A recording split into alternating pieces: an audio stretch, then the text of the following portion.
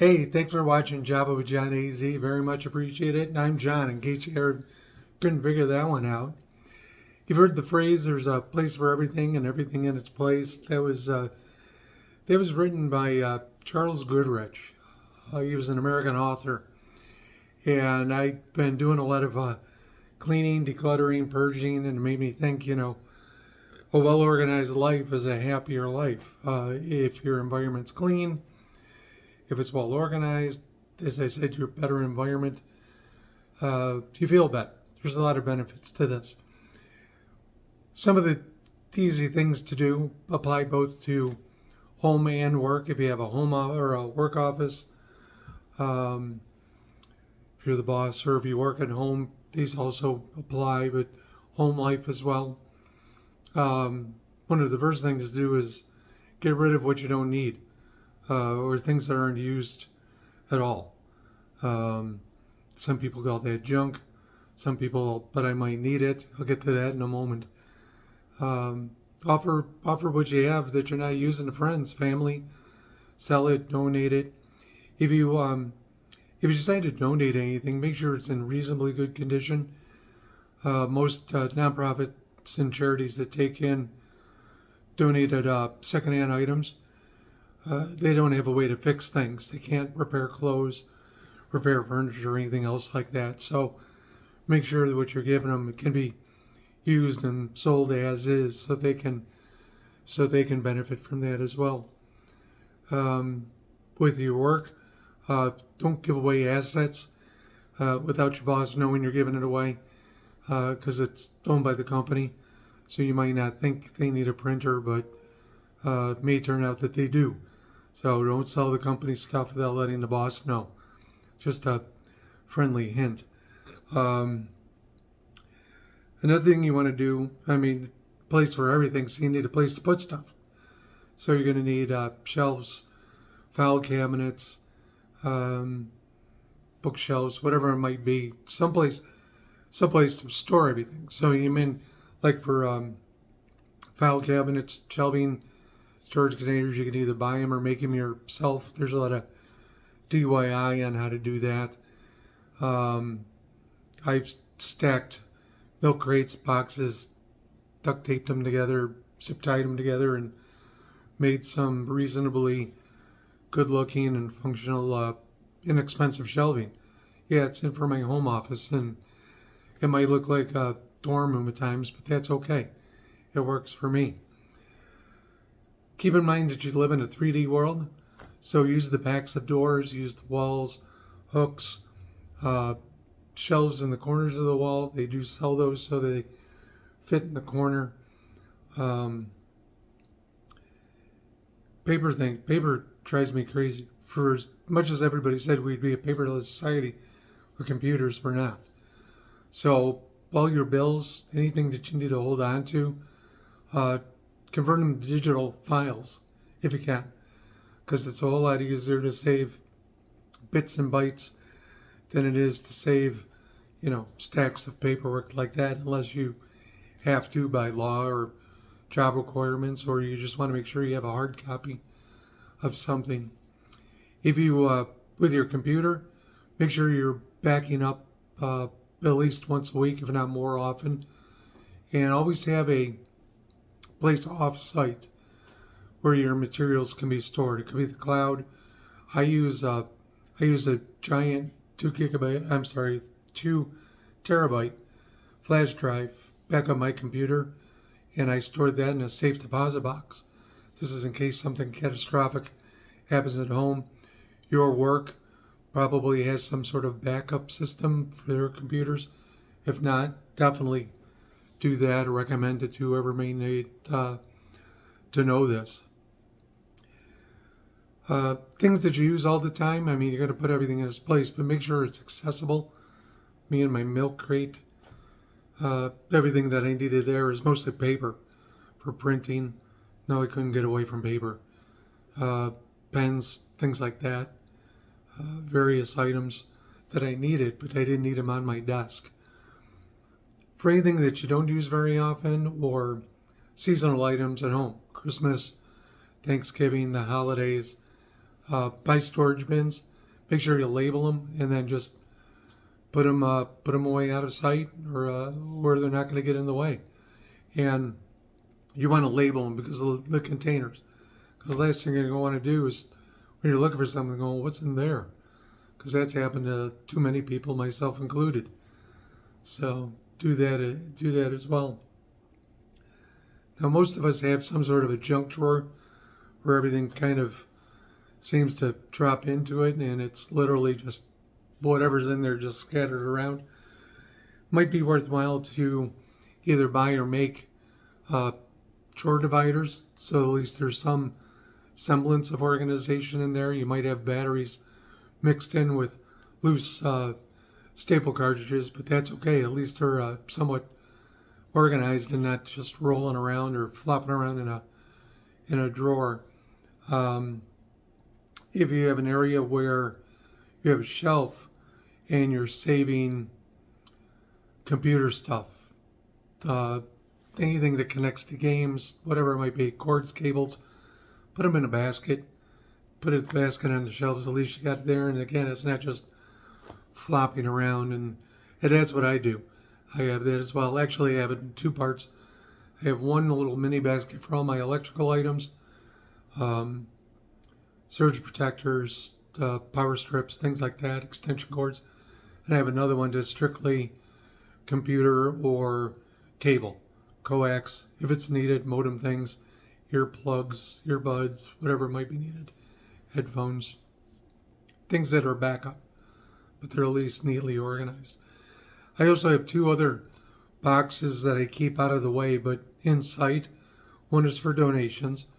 So if I finish reading a book and I want to donate it, it goes in the box. Another one is for, as I previously mentioned, items that I don't need anymore that I want to see if family, friends might want them or just to sell it. So I got a box for that as well, so it's organized. And at this point, I also have a trash bag. I've been purging a lot of personal files, so got everything in a trash bag. I'm going to go take that, get it shredded, because unfortunately identity theft is a real threat these days. So it may sound like I have boxes and bags all over the place. Believe it or not, it's actually well organized, best I can. I got 2 boxes of books that I'm waiting to give to a couple of people. Well organized again. If you I mentioned my desk. If you look at it now, it's more chaos than organized, but that gets taken care of, and I'll get to that in a moment. But it's more along of I do have a space, a flat area where I can work. So if I need to do signatures on something or actually write with a pen and paper, a thank you note, sign a letter, whatever it might be, I have a flat area on my desk to be able to do that. I do have a place for pens, stapler, things like that. Everything is organized that way. At home, if you have a shared space, such as a kitchen or dining room table where you do your work remotely, you do work at home, pay your bills, kids use it for homework, you're going to want to kind of keep that neat as well. Because what you're going to want to do is find like a backpack or something that you can easily put things in and out of. You take your stuff, put it on the table, you do your work. When you're done, you put everything back. I have a mobile office that I have with me, carries my laptop, a power strip in case there's one outlet wherever I happen to be, and others need to power up as well. I share, but it has pen, no paper, earphones in case I have to do a remote call, things like that. But it's all in one bag, easy to do. Right. And I mentioned about organizing your desk. Make sure your desk, whether you're at work or at home, at the end of the week is neat. So this way, when you start your new work week, everything is organized. I had a funny story, that was told to me by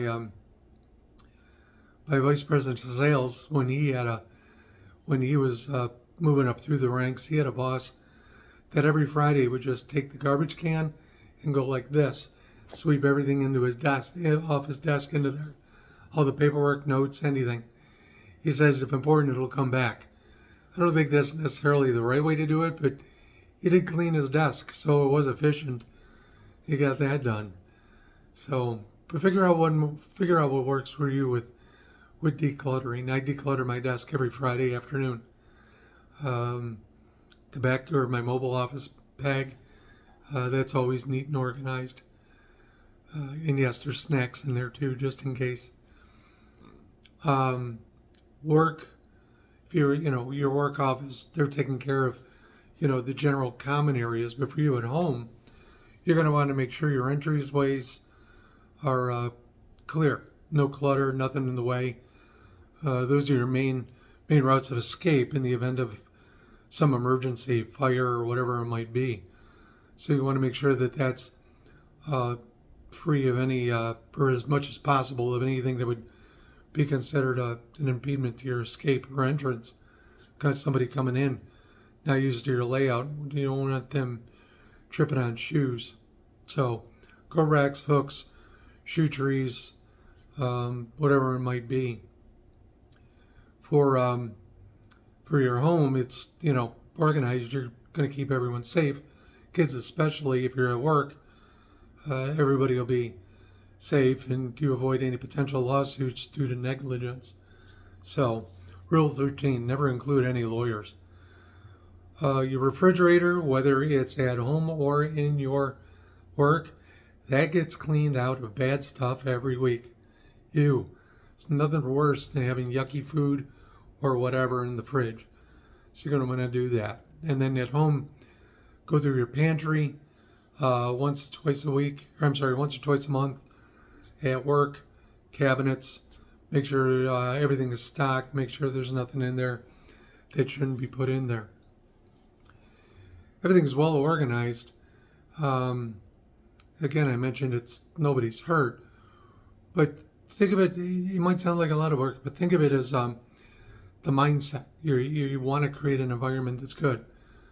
And from the restaurant business, we always had a thing, you clean as you go. So if you're walking from your one part of the restaurant to the kitchen, you see a glass sitting on the table, you pick it up. If you see a table needs to be bussed, you bus it. So you clean as you go. And believe it or not, it's the 1 or 2 seconds you're taking adds up. It's not going to be a lot of extra effort on your part, but it does help. It does help.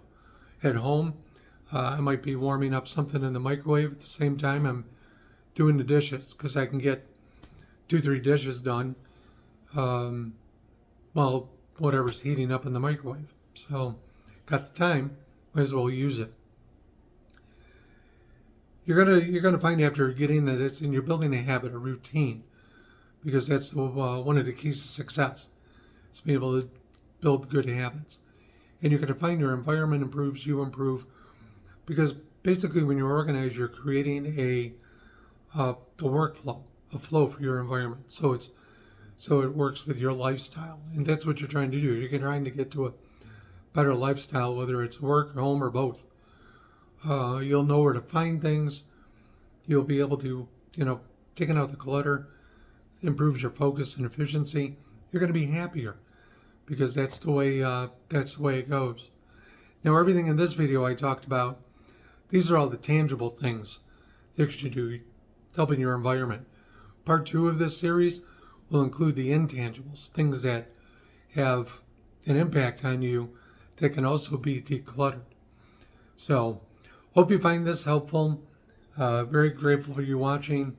Going to finish up my usual cup of coffee, although this one's semi-warm. Wishing you a great day, great week, and a great year.